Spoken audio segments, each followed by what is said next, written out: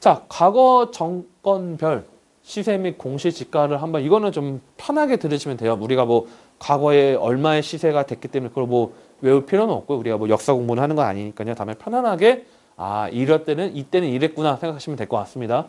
자, 김영삼 정권 때는 2억 2천 시기가 이제 이 98년도에 3억이 됩니다. 그러다가 99년도에 때 떨어지죠. 이때는 IMF죠.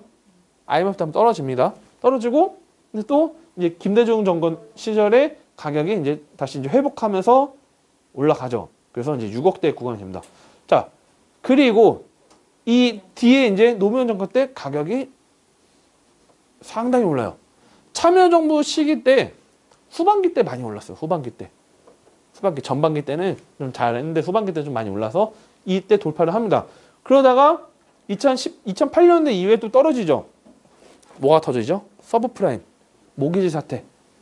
미국발에서 금융위기가 터지죠. 그때 좀 하락해서 빠집니다. 집값이. 그러다가 이제 여기 뭐 보통 이제 뭐 13억까지 이제 물가 오른 거 따졌을 때는 그냥 뭐 약간 가파르게 있었던 건 있지만 전반적으로 올랐어요. 하지만 이때부터 가격이 2배가 돼버리죠. 순식간에 2배가 돼버리죠. 13억대 라인이었는데 순식간에 21억대가 되죠. 자, 전세값을 보면요. 전세값을 보면 전세는 좀 그래도 완만하게 올라가는 요소가 있었죠. 근데 매매가야 물론 규제가 있고 그런 요소 떨어진 도 있겠지만 평균적으로 봤을 때 이렇게 올라갔다가 살짝 돌았는데 확 올라가 버려요. 자, 21억짜리 집이 다시 15억으로 지금 될 수 있을까요? 쉽지가 않아요. 지금은요. 그렇다면 여러분들이 강남에 투자하신 분들, 뭐 강남 제가 추천했거나 뭐 아파트 보신 분들 잘 하셨겠지만 지금 당장 내가 계속적으로 이 20억대 구간을 진입하려고 무작정 없는 돈 끌어짜서 가시면 안 된다는 거예요. 그러면 어떻게 전략을 가야 되냐? 20억짜리 집이 될 만한 것들을 찾아서 시간이 걸리더라도 내 돈 리스크 적게 들어가서 투자를 하는 게 제일 좋다는 거예요. 내 돈이 적게 들어갈수록 리스크가 큰가요? 적어요. 적죠, 당연히. 하지만 향후에 이렇게 될 수 있는 걸로 찾아서 권리 분석하고 투자 포인트 잡아서 투자를 들어가야 되는 거죠. 일단 그래서 제가 말씀드린 건 이겁니다. 30평대 21억대가 저는 분명히 가격이 더 오를 수는 있다. 예. 왜 오른다고 이야기를 하냐면 그 다음 통계가 나옵니다. 공시지가가 중요해요. 즉, 왜 21억인데 왜 오를까요? 제가 뭐 그냥 어떤 뭐 내피셜로 뭐 21억이 오릅니다. 그렇게 말씀드린 게 아니고 땅값이 오르고 있어요. 계속적으로. 서울에. 서울이 전반적으로 토지값이 2018년도에 토지값이랑 2019년도 토지값, 2020년 토지값, 땅값이 계속 오르면 향후에 집값은 어떻게 되죠? 오르죠. 우리가 물론 인건비가 오르고 공사하는 자재비가 오르고 그런 것들 때문에 뭐 나중에 분양가가 오를 수도 있게 하겠지만 토지값이 올라가 버리니까 그게 제일 커요. 서울에서는. 자, 집이 오래되면 건물 가치는 떨어져야 돼요? 올라가야 돼요? 떨어지죠. 감가상각이 돼야 되죠. 하지만 토지값이 계속 올라다 보니까 그 오래된 집들도 집값이 올라가 버리는 거예요. 왜? 집값의 가장 큰 주축은 땅값이니까. 땅값이 오르면 집값은 떨어질 수는 없어요. 그건 절대 안 돼요. 떨어질 수가 없죠.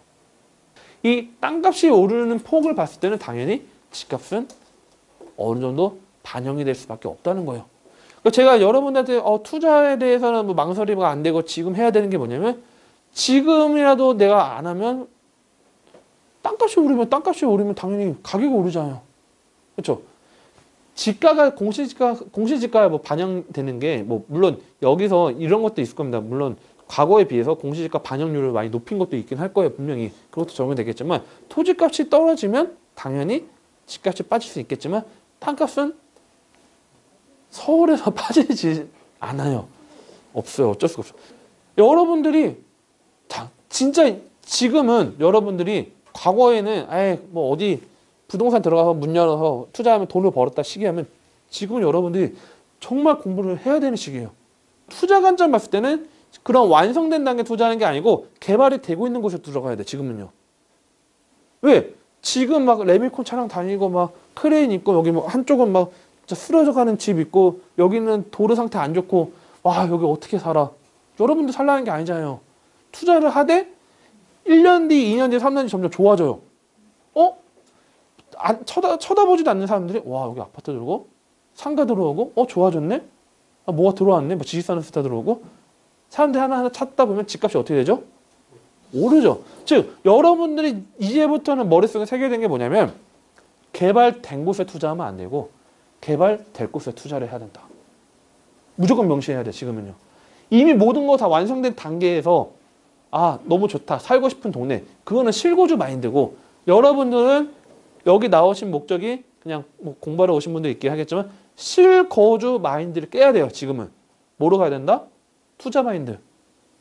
투자 마인드. 개발될 곳에 투자를 해야 돼요. 자, 이미 완성된 단계 투자하는 거는 부동산에 거주하시는 분들이 보면 돼요. 그냥 부동산 거주하는 분들 학군 좋고 공원 있고 마트 있고 물론 오르게야 오르겠지만 돈을 벌 때는 그런 데 하시면 안 돼요. 개발이 되고 있는 지역을 가셔야 됩니다.